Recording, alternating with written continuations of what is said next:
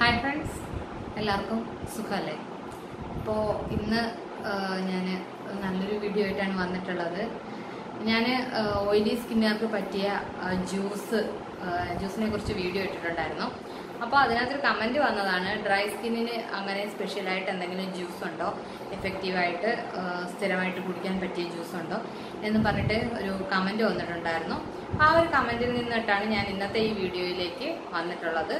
അപ്പോൾ ഡ്രൈ സ്കിന്നുകാർക്ക് ഏറ്റവും ആദ്യം തന്നെ ഞാൻ പറയുന്നതെന്ന് വെച്ച് കഴിഞ്ഞാൽ, നിങ്ങൾ നോർമൽ സോപ്പ്, സാധാരണ സോപ്പിൻ്റെ ഉപയോഗം പരമാവധി കുറയ്ക്കുക.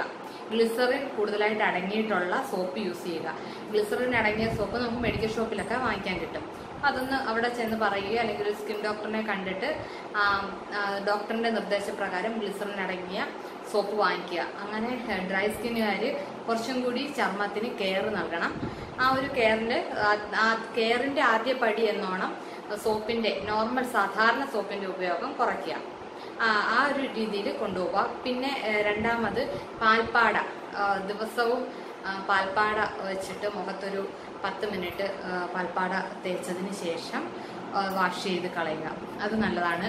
അതുപോലെ തൈര്, സ്ഥിരമായിട്ട് തന്നെ തൈര് ഒന്ന് ഫേസിൽ അപ്ലൈ ചെയ്ത് വെറുതെ ആണെങ്കിൽ പോലും തൈര് ഫേസ് മാസ്ക് ആയിട്ട് യൂസ് ചെയ്ത് ഒരു 15 മിനിറ്റിന് ശേഷം വാഷ് ചെയ്ത് കളയുക. ഇത്രയും കാര്യങ്ങളൊക്കെ ഒന്ന് ശ്രദ്ധിക്കുക.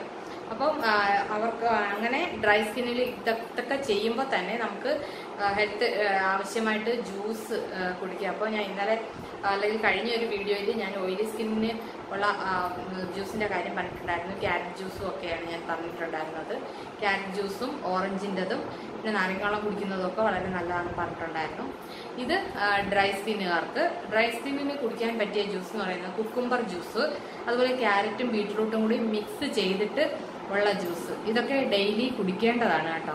അപ്പോൾ ക്യാരറ്റും ബീറ്റ്റൂട്ടും കൂടെ മിക്സ് ചെയ്തിട്ട് ജ്യൂസ് കുടിക്കുക. അല്പം തേനും കൂടി ചേർത്തിട്ട് കുടിക്കുകയാണെങ്കിൽ കുറച്ചുകൂടി നല്ലതായിട്ട്. അതുപോലെ കുക്കുംബർ ജ്യൂസ് തയ്യാറാക്കുമ്പോൾ കുക്കുംബർ അതിലേക്ക് ഒരു ഹാഫ് പോർഷൻ ലെമൺ, അതുപോലെ ഒരു 2-3 പെറ്റൽ പുതിനയില ചേർത്ത് നന്നായിട്ട് ജ്യൂസ് അടിച്ചിട്ട് പിന്നെ അരിച്ചും അരിക്കാതെയും ഒക്കെ കുടിക്കാവുന്നതാണ്.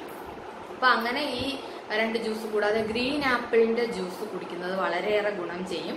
ഗ്രീൻ ആപ്പിളിൻ്റെ ജ്യൂസ് അത് ഡെയിലി കുടിക്കാൻ പറ്റിയില്ലെങ്കിൽ പോലും ആഴ്ചയിലൊരു 3 ദിവസമെങ്കിലും ഗ്രീൻ ആപ്പിളിൻ്റെ ജ്യൂസ് കുടിക്കുന്നത് ഡ്രൈ സ്കിന്നുകാർക്ക് വളരെ നല്ലതാണ്.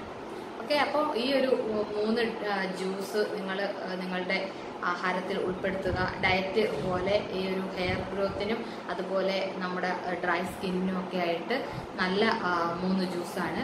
അപ്പോൾ എല്ലാവർക്കും ഇന്നത്തെ ഒരു വീഡിയോ ഇഷ്ടമായി എന്ന് ഞാൻ വിശ്വസിക്കുന്നു. നല്ലൊരു വീഡിയോയുമായിട്ട് ഇനിയും കാണാം. അതുവരെ ബൈ.